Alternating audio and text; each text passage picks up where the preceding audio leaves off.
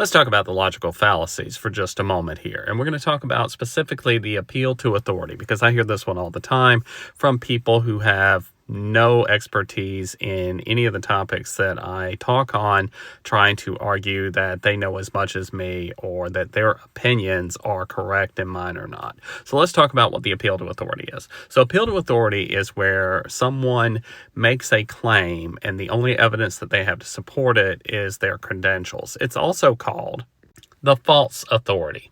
So the false authority or appeal to authority fallacy works like this. A person says, hey, I'm a doctor.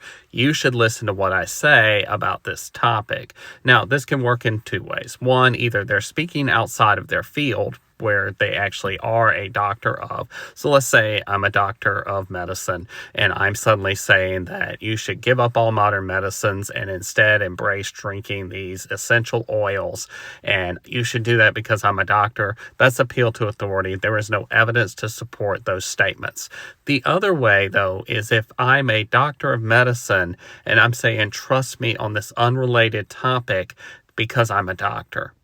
And a perfect example of the false authority, appeal to authority fallacy would be to look at the actions of Rand Paul during the pandemic, where he would say, hey, trust me, I'm a doctor. I know that vaccines are not as good as natural immunity. That is a false statement. Now, he is using his appeal to authority because Rand Paul, for those who do not know, is a doctor. He is an ophthalmologist, which means that he is an eye doctor, which means that he is not qualified to speak on the efficacy of vaccinations because he did not study that to the same level of depth as other people in the medical field.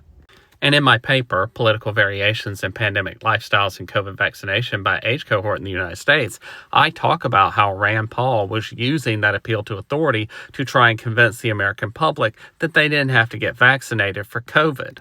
Rand Paul was not qualified to make such statements, especially when his claims were easily disprovable, like when he claimed that natural immunity was as good as vaccinated immunity, because that is just not true.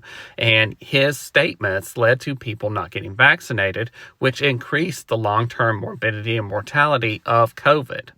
Now let's talk about what appeal to authority isn't. So appeal to authority, as I said, is when someone gives an opinion that is outside of the consensus, or they give an opinion on something that they're not qualified to talk on. What appeal to authority is not is when a person is an expert on a topic and they are giving expert opinion or testimony on that topic that is within the confines of the literature of that field. So if an expert, like myself, is talking about the topic that they are experts in, and they have the ability to show the research or talk about the science or whatever behind whatever they're talking about, that's not appeal to authority. That's expert testimony. Thanks for coming to my TED Talk.